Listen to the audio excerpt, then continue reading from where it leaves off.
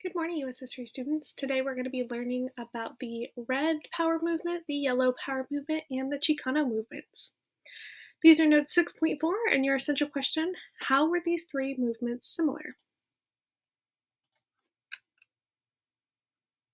So as we know, this was a nation that belonged to the native people who lived here before us, way before the United States was ever founded as a nation. Okay? As we know, we have moved westward expansion across from our original 13 colonies that belonged to England. We have moved all the way across the coast with Manifest Destiny, and all the native people that used to live across all of these lands have now been moved to reservations. So these reservations you can see are these little orange areas on the map, all of these dots. So we have a lot of dots up in Northern California by where we live as well.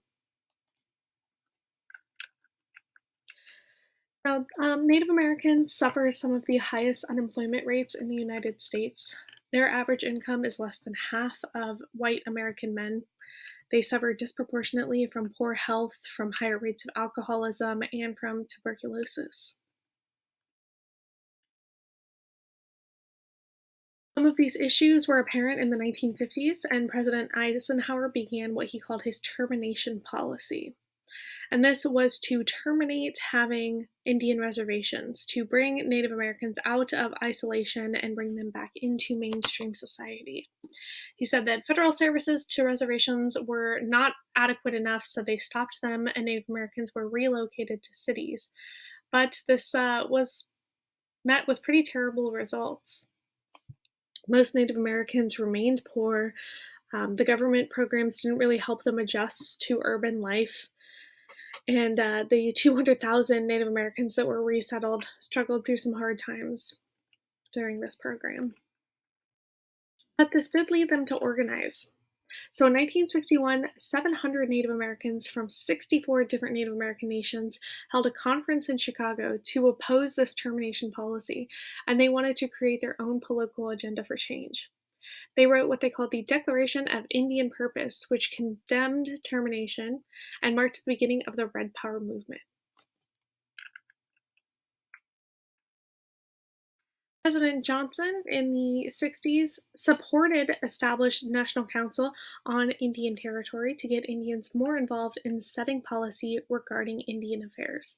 Instead of just having the white males that run Congress creating laws for them, they decided instead, let's have the Native Americans be involved in creating the legislation that impacts them. Congress passed laws that enhanced education, healthcare, voting rights, and religious freedom for Indigenous people, for Native Americans.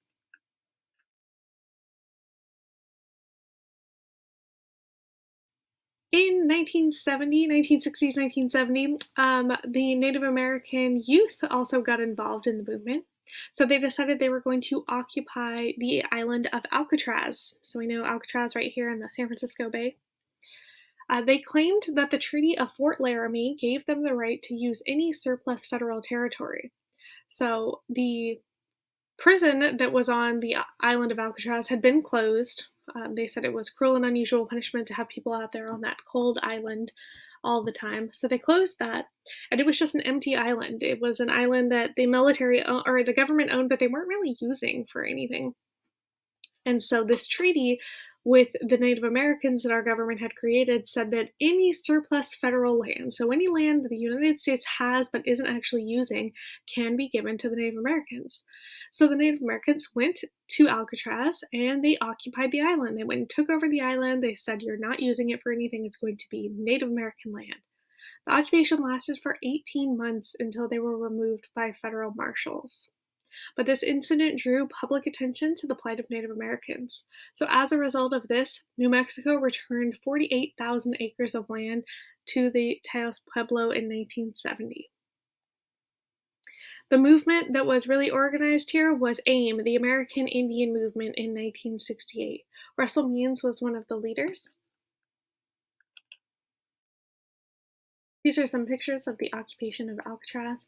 If any of you ever go out to Alcatraz today, you'll still see some of these protest paintings here. It says, "You are on Indian land." You'll still see some of that. AIM, the American Indian Movement, called for the renewal of traditional culture. They wanted economic independence for Native Americans and a better education for their children. They wanted to regain sovereignty and self-determination as a nation. So in 1973, 200 members occupied this location known as Wounded Knee to force the government to investigate corrupt tribal government. So this standoff lasted for 71 days, and 2 members were eventually killed. They chose this specific place because Wounded Knee was a place of the U.S. government killing over 300 or around 300 Native Americans in 1890.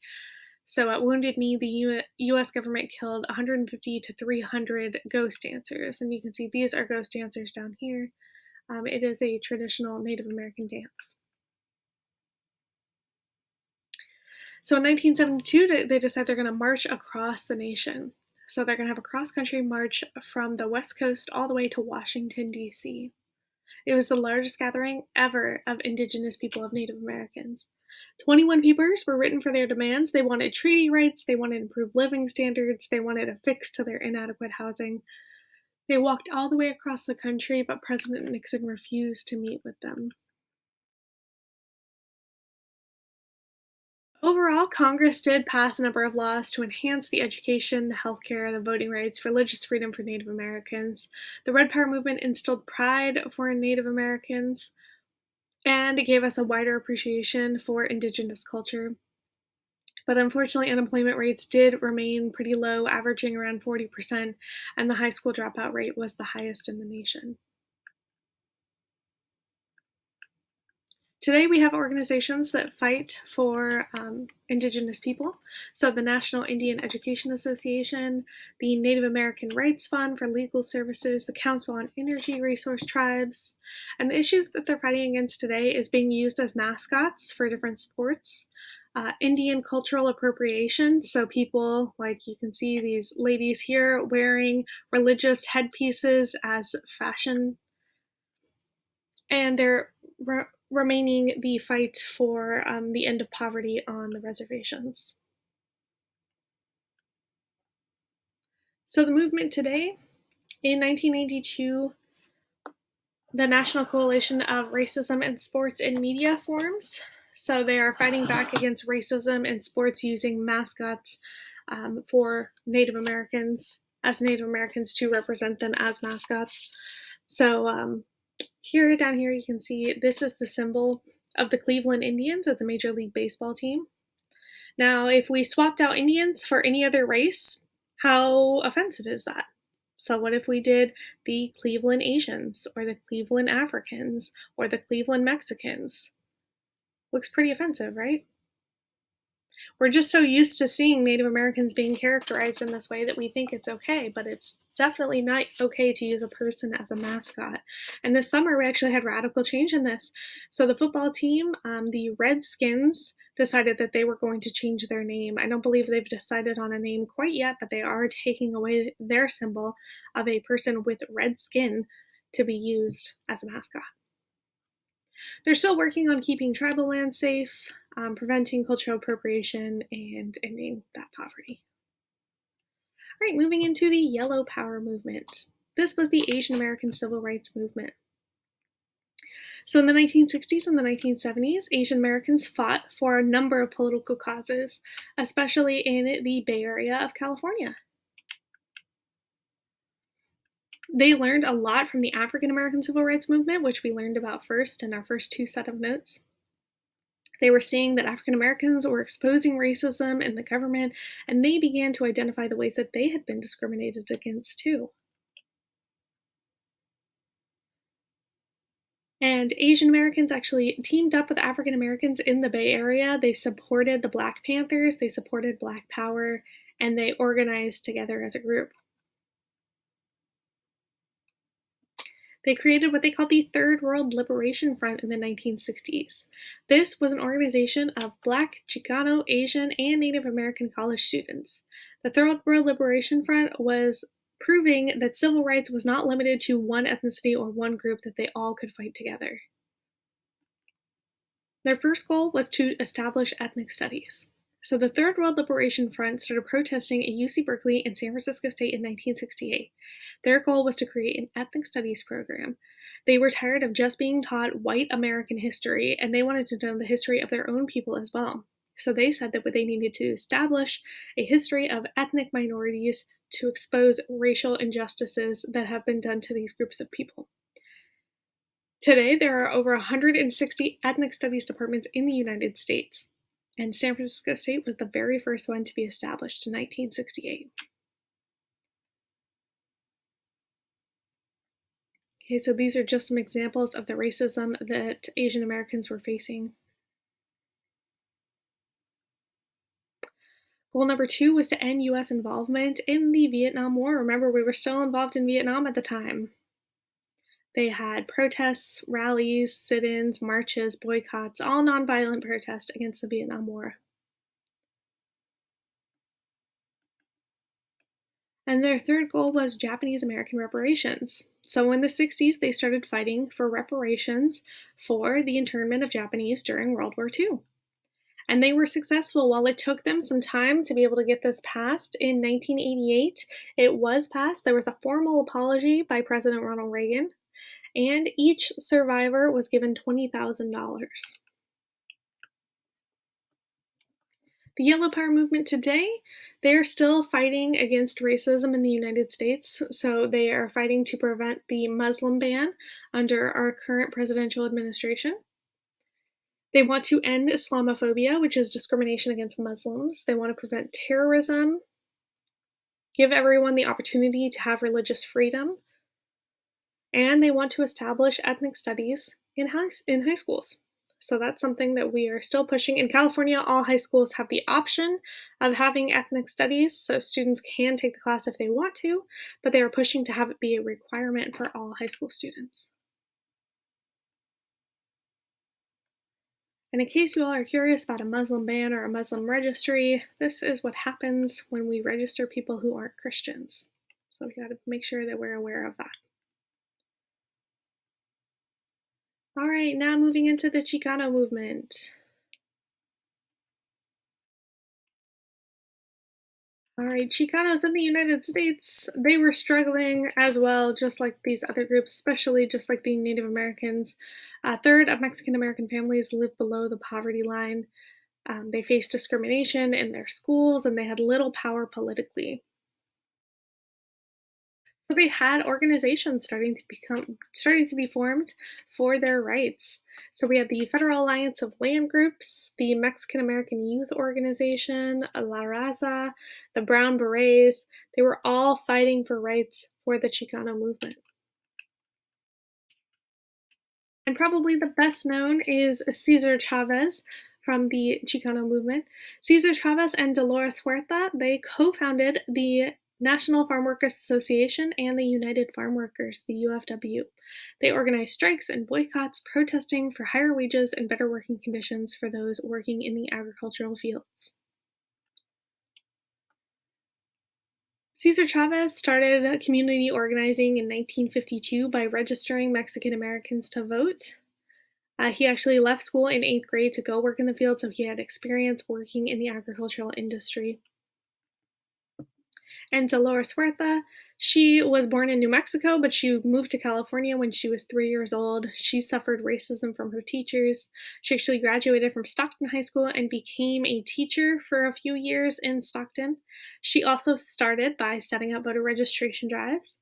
She eventually lobbied politicians to allow U.S. citizens to use public assistance, to have pension programs, and to have ballots and driver's license exams both in Spanish. In 1965, they started the Great Grape Boycott. This was a walkout of the migrant grape workers in Delano, California. Cesar Chavez organized a 250-mile march in California from Delano all the way to the state capitol here in Sacramento to inspire farm workers to join the union. They asked people to boycott grapes, to stop buying grapes until the grape farmers were going to pay their workers better and give them better working conditions. This was the most successful boycott in American history. This resulted in 1970 them signing contracts that provided significant benefits, things like water, and restrooms in the fields, giving them breaks, giving them pay increases. We had other groups that were forming at the time, like the Crusade for Justice. They were fighting for Mexican American nationalism. They provided legal aid and cultural awareness.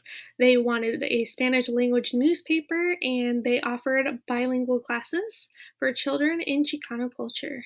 They were led by this man here, Corky Gonzalez. The Federal Alliance for Land Grants obviously was fighting for land rights. So they argued that 60% of the land once belonging to Mexican Americans had been taken away, much of it by the federal government. So their goal was to reclaim the land that was theirs in New Mexico. Remember the Treaty of Guadalupe Hidalgo? All this area that once belonged to Mexico was given to the United States. But of course, there was people who were living on all of these lands. So that land was then just given away to the United States. Students were also very active in this movement. So, high school students in Los Angeles were walking out of their classes. They were protesting the unequal conditions in the LA Unified School District. Young students were also fighting for economic independence. They had student walkouts fighting for bicultural education and bilingual education. This was the Mexican American Youth Organization, or MAYO. La Raza was fighting to end job discrimination.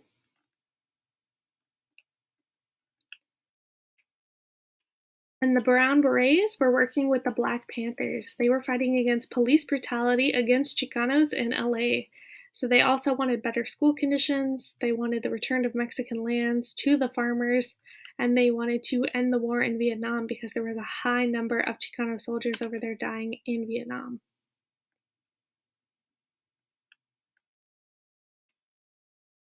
We also had Puerto Rican and Cuban movements at the time as well. So the Young Lords were a militant group that were inspired by the Black Panthers. They were also attacked by COINTELPRO. And then Cuban Americans were also fighting for their rights. While they didn't suffer economically as much as these other groups did, they were also fighting because a lot of them had fled Cuba under Fidel Castro.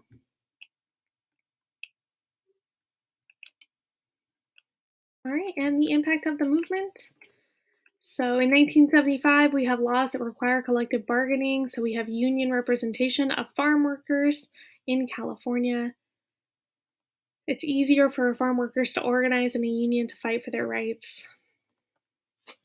A lot of states are still pushing back against this, though. Arizona, for example, Arizona has a law, SB 1070, that has actually been challenged in the courts.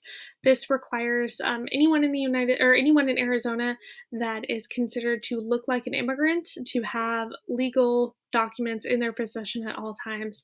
That means that anytime a police officer comes into anyone that they consider looks like an immigrant, they can ask them for their papers. What that even means, I don't know, other than racial profiling. So they can definitely do that to people. And then if they don't have any sort of paperwork on them that proves that they are a United States citizen, that they can put them in a detainment camp, pretty much a prison for prisoners. Arizona also outlawed ethnic studies programs in their state. So while California were pushing for everyone to have ethnic studies, Arizona has outright banned it. So California is still pushing to have ethnic studies as a graduation requirement. Of course, we want these classes in our schools. There's also a movement for immigration reform. Of course, you all know we have a crisis that's been happening at the border for the last few years, and we want public assistance for undocumented people. So the DREAM Act and DACA.